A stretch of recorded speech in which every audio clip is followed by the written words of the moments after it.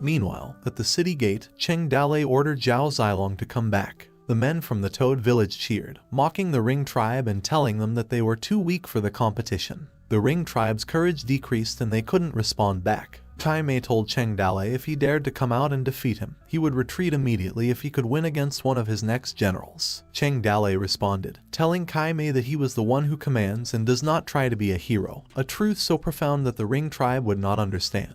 Kai Mei smiled and claimed that Cheng Dale was afraid and that he should just open the gate and give up, as he would spare his life and give him the opportunity to lead horses and carry saddles. Humiliated, Cheng Dale told Kai Mei to get lost. Zhu Shenji asked Cheng Dale why he wouldn't go down and fight Kai Mei. Cheng Dale's face darkened, and he cursed Zhu Shenji, asking him how much he hated him and that he wanted him dead. Zhu Shenji changed the topic and told Cheng Dale that now the enemy was down there in a chaotic formation, and their courage wasn't conducive. If he went into battle personally, he could certainly strengthen the courage of their army. Cheng Dale was contemplating and thought that he had set everyone up, and although they hadn't yet openly resisted, everyone had a reason to complain. He thought that if he went out and fought a little, maybe he could calm them down. However, resentment could also increase his standing. After a while, the city gates opened, and Cheng Dale told Qin Man and Zhao Zilong that they had to be ready to rescue him at any time as soon as he couldn't fight, to which Qin Man agreed. Cheng Dale yelled at the rings and asked them which one of them would die by his axe. Kai Mei mumbled that Cheng Dale came out and ordered his men to release the monster that had made a big mess earlier in their camp. The men approached a small cage. Kai Mei told the man that he would give him one chance. The men who were tightly cuffed stared intently. Kai Mei promised the man his freedom if he would kill Cheng Dale. The man didn't answer, and after a while, they loosened his ropes, and the man began to walk towards the battlefield. Cheng Dale wondered where they got a tall martial artist as he stared at the man ferociously. He claimed that the man could be Lin Chong. The man spoke and apologized to Cheng Dale, telling him that he had to suffer as he had a mission to complete. The system appeared with a notification that the man was indeed Lin Chong, which surprised Cheng Dale. However, Lin Chong's spear began to attack Cheng Dale. Cheng Dale barely dodged Lin Chong's spear and thought that it was quick. His eyes grew wide as he asked Lin Chong not to rush and hear him out. Lin Chong responded, telling him that he wasn't Master Lin and he didn't know him. He gripped his spear tightly and apologized as he leaped, swinging his spear at Cheng Dale. Kai Mei's subordinates mumbled that if nothing came up, Lin Chong should be able to take Cheng Dale down after a few more moves. Concerned, Qin Man told Zhao Zilong that Cheng Dale was at a disadvantage. Zhao Zilong responded that they must not rush into anything, that if they rush now, they would be forced to fight with the rings, and they wouldn't be able to save him. They could easily break through the gates after that. Cheng Dale was struggling and asked Lin Chong if he was willing to be a dog of the rings and kill his own people. Lin Chong didn't answer for a second. However, he responded that his master's son was stranded, and his whereabouts were unknown. He had to bring him back alive. He continued to attack Cheng Dale and apologized. Cheng Dale, who had just blocked Lin Chong's attack, asked him who his master's son was. Lin Chong asked Cheng Dale if he had seen a person with a majestic bearing and a chivalrous spirit called Lin Xiaoyu. As Cheng Dale blocked Lin Chong's attack,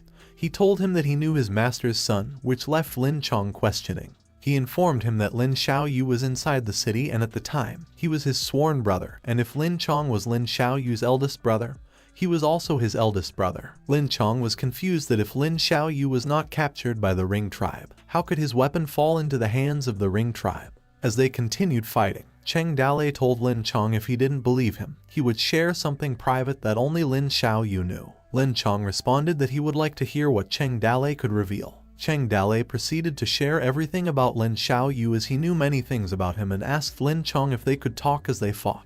Qin Man noticed that Lin Chong's attack slowed down, and Cheng Dale and Lin Chong were attacking back and forth. The fight continued as Cheng Dale informed Lin Chong that Lin Xiaoyu had a red birthmark on his chest and asked if he was willing to believe him now that he had shared everything.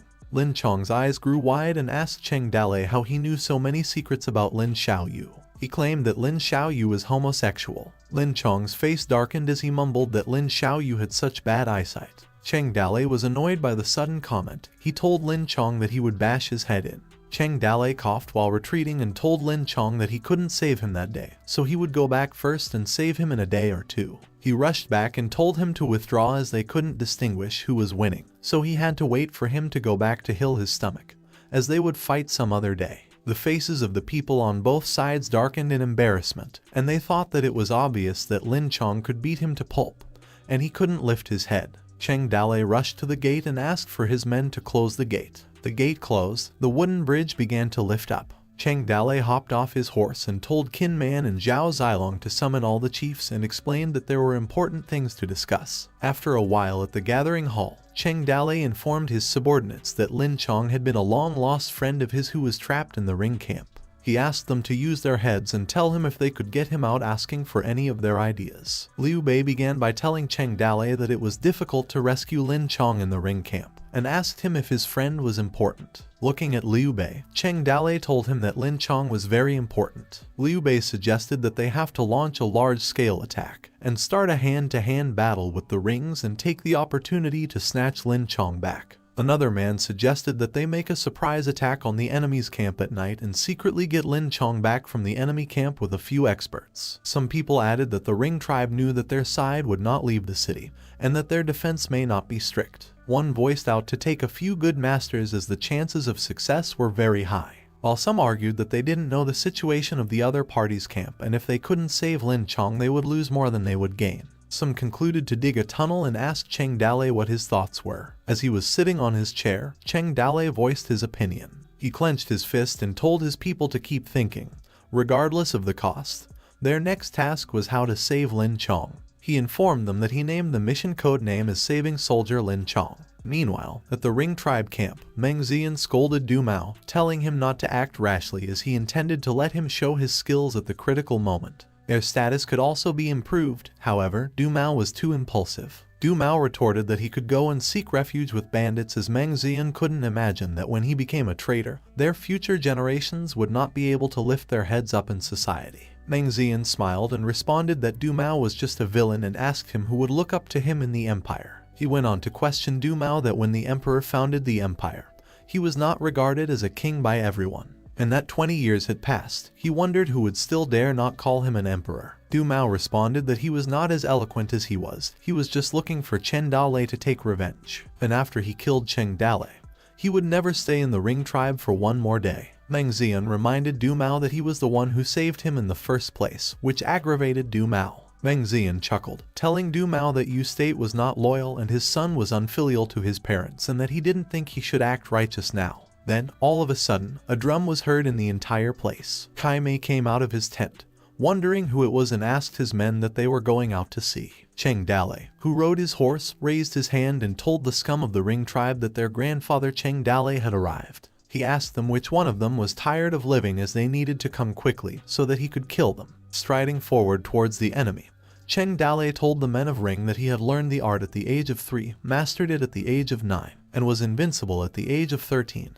Kicking the North Sea back garden as no 180 or under could beat him. The men of the Ring tribe wondered what Cheng Dalei was doing, while the others guessed that he wanted to fight them alone. Annoyed, Kai Mei ordered his men to kill Cheng Dalei as he was bothering him. Hu Luxing held his weapon and told them that he was going to kill Cheng Dalei. He charged towards Cheng Dalei with an intent to kill. Cheng Dalei asked the man to go back as he was not qualified to fight with him, and that he wanted Lin Chong to come out and fight him again for a few thousand rounds. The system appeared bearing information about Hu Luxing, a famous excellent warrior, and a leader of the Small Hill Division. Cheng Dalei looked at Hu Luxing intensely and thought that the head of the Small Mountain Division might be enough to catch him. Hu Luxing swung his mace and told Cheng Dalei to take his move. Cheng Dalei also swung his axe, which Hu Luxing barely managed to block. His eyes widened as he thought that Cheng Dalei had good blade skills and a heavy axe. He concluded that his opponent could not be underestimated. They turned at each other as Cheng Dalei taunted Hu Luxing to come again and take his move as he swung his axe. Both of their weapons collided. Hu Luxing was sweating out of struggle as he thought that Cheng Dalei moved so ferociously that he was going to lose. Kai Mei, who was watching from afar, mumbled that Cheng Dalei fooled him the day before as he had a couple of tricks up his sleeve. Meanwhile, at the battlefield, the two were fighting with each other for 10 rounds. Struggling, Hu Luxing claimed that Cheng Dalei's attacks were not as sharp as they were at the beginning. He believed that he was exhausted and that his opportunity had arrived. Cheng Dalei retreated and told Hu Luxing that he was going back to fill his stomach and he would take his head another day. Enraged, Hu Luxing shouted at Cheng Dalei, telling him not to go. He chased him. As he chased behind Cheng Dalei, Hu Luxing angrily told him to stop running away. He claimed that he was so close to killing him and wondered why. Enraged, Hu Luxing's face darkened as he cursed in his thoughts that he was so close to catching up and wondered why there was always a gap between both of them. Cheng Dalei leaped, which made Hu Luxing wonder why his horse could suddenly pick up speed and create a gap immediately. A system information popped up, stating that the horse Cheng Dalei was riding was an excellent slender horse and had a skill for running away, getting a speed bonus when running away. Kai Mei shouted at Hu Luxing, ordering him to stop chasing and come back. Cheng Dalei screamed Qin Man and Zhao Zilong's names as he rushed towards the city gates. He asked them why they weren't doing anything yet and wondered what they were waiting for. Qin Man came out first, and behind him were Zhao Zilong and Gao Fei Hu. Hu Luxing's eyes widened as he was intercepted by Qin Man's spear. He barely blocked the spear, however, Qin Man forced him off of his horse. Zhao Zilong, who was holding a rope, tied down Hu Luxing, who believed that his life was over. Gao Fei Hu helped Zhao Zilong in tying Hu Luxing. They hastily entered the city gate, ordering their men to close it. Enraged, Kai Mei knew that it was a trap and ordered his men to attack the city. The rings charged towards the city, bringing with them their ladders. Kai Mei ordered his archer units and catapult units to get ready. Gan Linying shouted at Kai Mei, asking him not to shoot arrows as Hu Luxing was hanging at the top of the city gates. Cheng Dalei claimed that they should shoot their own people, as the Ring tribe liked to use catapults, bows, and arrows and serve them the same sauce. The siege lasted another day and night. After leaving hundreds of bodies behind, Kai Mei finally returned unsuccessfully. A voice was heard at the top of the city gates, addressing Kai Mei that if he wanted to save Hu Luxing, he should cut the crap. Cheng Dalei asked him to release Lin Chong, and they were going to exchange one for the other. Kai Mei gritted his teeth and thought that Cheng Dalei had challenged Lin Chong to a fight today, claiming that it turned out he didn't want to kill him. Instead, he wanted to save him. He reasoned that the Small Hill Division was not a small force in the Northern Ringers Division, and at the moment the Small Hill Division's leader fell into the hands of the enemy. Kai Mei thought that if he didn't save Hu Luxiao, the Small Hill Division would turn against him. Kai Mei suggested that his side would release Lin Chong. On the other hand, he would let Hu Lu go down along the wall at the same time, let them go over by themselves, and the soldiers on both sides must not take a single step, which Cheng Dalei agreed to. Hu Luxing walked toward the Ring tribe while Lin Chong moved towards the city gates. Cheng Dalei ordered Zhao Zilong to lift Lin Chong up. Zhao Zilong threw the rope and began lifting up Lin Chong as they noticed that he was badly wounded, and they ordered to take him to Liu Bei. After a while, Cheng Dalei thought that he had finally completed the conditions, and he began to tap the screen to upgrade the village. A light glowed. A voice was heard stating that Cheng Dalei was a righteous boy. The system appeared and told Cheng Dalei that under his attentive leadership, the village is thriving.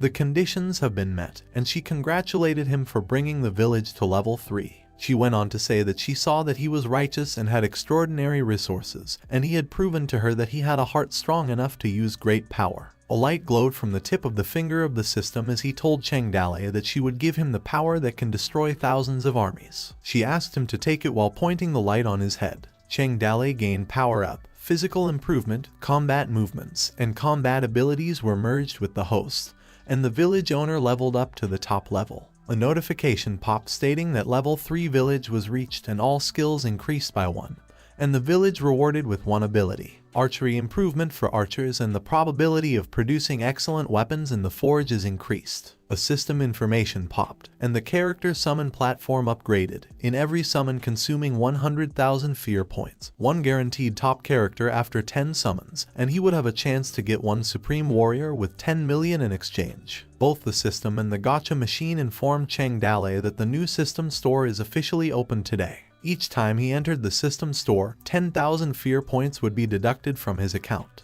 And fear points could be used to buy weapons and equipment, props, martial arts, sundries, and population. And that the items sold in the newly opened store are only rated between average and excellent. The system welcomed Cheng Dalei to the new system store. The system informed Cheng Dalei about the items in the store, including the Da Haidan, the flesh and bones of the living corpse, priced at 80 fear value. A weapon, twin ring knife, was priced at 60, and the mount, crow horse, was priced at 200, while the 500 refugees were priced at 500. And the 100 soldiers manual, which recorded the training methods of various types of soldiers, was priced at 3,000 fear points. And the system continued. Cheng Dalei's face was distorted after he heard the expensive prices. He asked the system if there was anything that cost less than 100,000 fear points, to which the system answered that she was going to take a look. The system searched as Cheng Dalei watched behind her. She told Cheng Dalei that she found something, an ordinary cut wounds medicine, priced at 5 fear points, and a box of gunpowder powder, priced at 10 fear value. As she told him the cheapest thing, she told him that after purchase, he could choose the place where the item appeared and enjoy the quality service of home delivery. Cheng Dalei claimed that 100,000 fears for one box of gunpowder were cheap, as he believed that it would be the most useful for now. He glared at the cut wound medicine as its role was to speed up the recovery of injuries. Cheng Dalei remembered that before Lin Chong was saved, he had been tortured by the Ring tribe and got serious injuries, and the medicine was just what he needed. Pointing his fingers at the medicine and telling the system that he wanted the item, to which the system agreed and asked him if he needed anything else. A beep noise deducted Cheng Dalei's fear points to 500,000. The system smiled in gratitude and told Cheng Dalei that they would see each other next time. Meanwhile, Cheng Dalei held the medicine in his hand and informed Liu Bei to use it on his brothers. Liu Bei recognized that it was Mr. Zhang Jing's incised wound medicine and asked Cheng Dalei where he got it from. Cheng Dalei said that he bought it from an immortal and hurried Liu Bei to save the people. After some time at the top of the city gates, one of Cheng Dalei's men reported that the city wall was repaired and that it seemed to be stronger than the previous one. Cheng Dalei rubbed his hands on the wall as he thought that the repair speed was much faster than before. He realized that it was the skill of the mountain fortress. As he inspected the wall, Lin Chong appeared, asking for Lin Xiaoyu. Cheng Dalei said not to worry, as Lin Xiaoyu was on a very important mission and was not in any kind of danger. Lin Chong's face stiffened as he asked him again where Lin Xiaoyu was. Cheng Dalei sweated a little, however. He pointed out that Lin Xiaoyu was over there. Lin Chong, still confused, asked him what. Cheng Dalei informed him that Lin Xiaoyu was on the top of the Bullhorn Peak, using the tree as a signal to show the direction of the Ring tribe's advancement.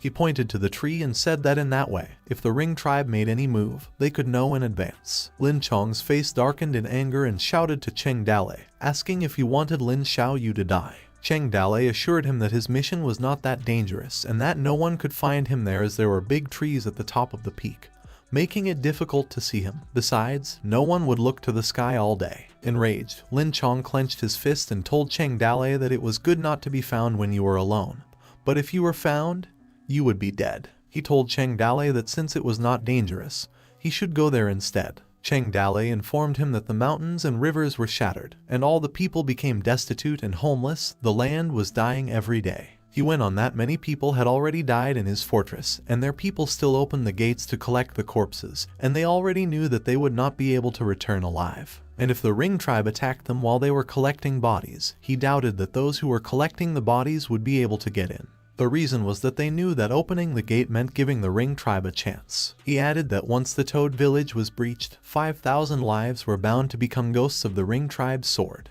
Cheng Dalei's face darkened as he said that he would die, as well as Lin Chong. Xiaoyu would also die, and that the both of them had no choice. Lin Chong, who was listening, didn't mutter a single word. Meanwhile, at the Bullhorn Peak, the men inside the city noticed that the tree was moving. Cheng Dalei screamed, ordering everyone to get ready as the Ring tribe was coming again. Taking advantage of the evening and sunset, the Ring tribe attacked on a large scale. Many Ring tribe warriors were willing to die, risking their lives to charge. Several times the city was in danger of being lost. The people of Toad Village had already put aside their fears and resisted the attack till death. Kinman, Zhao Zilong, and Lin Chong each led a team to guard the city. The three generals moved together, dancing on the battlefield with their killing dance. Kai Mei's eyes were wide open as his men mumbled that Lin Chong was seriously injured, and he wondered how he recovered so quickly. The people from the Ring tribe also were confused on why couldn't their stone rocks break their city walls anymore, and ordered them to load up bigger ones. Someone also screamed to hit them harder, while the others warned the others to watch for the Toad Village arrows and raise their shield, as their arrows were much more accurate. The battle lasted for a day and night, but the Ring tribe returned without success. In the following days, Kai Mei launched a dozen more attacks on the city, sacrificing countless lives. But still he could not break the gates. In short, the Toad village had held for 17 days. The city walls hadn't been breached. Many forces sent out scouts. Countless eyes fixed their gaze on Qingyu Mountain. One of the scouts noticed that the Rings had retreated and wondered if the Toad village had been broken through yet, while his companion didn't believe so. They were ordered to send the message back quickly, reporting about the 7th attack and going on. At Jizu, the city lord's mansion, a man reported that the 11th attack on the Toad village by the Army of the Rings was also unsuccessful, while his superior said to continue to investigate. At the Yuju city lord's mansion, Yang Long asked his subordinate what the situation was and if the Toad village had been broken through. The man reported that the Toad village was able to defend against the rings. Yang Longting was sweating as he believed that they could fight back again and asked when exactly they would be broken through. Meanwhile at Qingzhou, Tianyi City, a soldier was looking for his city lord. He bowed and reported to Fang Bashan that according to those who fled to the port, the rings had not yet broken through Qingniu Mountain. Fang Bashan questioned if they were still unbroken, and wondered if Cheng Dalei's band of mountain bandits were really holding the fort. Doubtful, Fang Bashan asked the soldier if the Toad village could stop 10,000 elite soldiers with their small army of rabble. The soldier asked Fang Bashan if they should go back, which made Fang Bashan question him. He explained that they could lead the remnants of the army and attack the rings from the outside with the Toad village from inside. The Ring tribe would be attacked from front and back and they would definitely be defeated by their army, and Fang Bashan, the city lord, would have a great success. Fang Bashan asked his men if he was not crazy as he was talking about the Ring tribe. Kai-Yi didn't answer, however, he wondered what was so awesome about the rings. Fang Bashan ordered Kai-Yi to keep scouting, and said as soon as the ring went south they could pull out immediately, to which Kai-Yi agreed to. Meanwhile, a young boy asked his master why they had to go to Qingniu Mountain as it was a war zone. The master said that recently fewer and fewer people had fled to Qingzhou. He believed that there were only 2 possibilities for the situation. He went on to say that it was either the rings had already killed their way through and were currently taking over the city, or Cheng Dalei was still defending the Toad village. The young boy believed that the second one was probably too implausible. The master replied that the mountain bandits became outlaws and more professionals, but the overall quality of their soldiers was by no means comparable to the regular army. The boy claimed that the armed soldiers of the capital and the soldiers of the other provinces could not stop the rings, and the weakest mountain bandits stopped the strongest riders of the rings. He asked his master what happened to the rings. The famous generals in the region trembled with fear when they heard about the rings, but only a group of mountain bandits dared to fight back. The master answered that countless youthful leaders of the empire also thought so. Some people didn't believe the rumors and wanted to try to fight the rings and wondered what was the big deal with the rings. He went on to say that the result was often more losses than victories, and it was not even an exaggeration to say that out of 100 battles, 100 were lost. And after countless failures, it was considered that the Ring tribe was unbeatable. Time passed, and if the young leaders of that time had not died on the battlefield, they should also have had gray hairs on their heads now. The master said that at that point, when a young man wanted to fight the Ring, he angrily retorted with the phrase, "That's the Ring tribe," and no one had even given an answer to the question, "What's the matter with the rings?" The master continued and told the boy that actually, everyone knew the answer to the question, but no one was qualified to answer it for 30 years. As they saw the vast horizon, he told the boy that on that day, they would go to the Qingniu Mountain to see if he could write down the answer to that question. The master rubbed his beard and mumbled that the question was not complicated, and the answer was also simple and required only a few words. But no one could put it on paper, because the answer must come from the pen of an elite soldier, with the great rivers and mountains as paper, with blood as ink, and with a clean victory as the final word. The rings were nothing. Meanwhile, at the Toad village city gates, Zhu Shenji told Cheng Dalei to look. He mumbled that the rings were retreating as they were taking down their tents. Zhu Shenji suggested storming and then taking advantage of their lack of preparation to really crush them. Cheng Dalei's eyes narrowed, and he said no need to rush.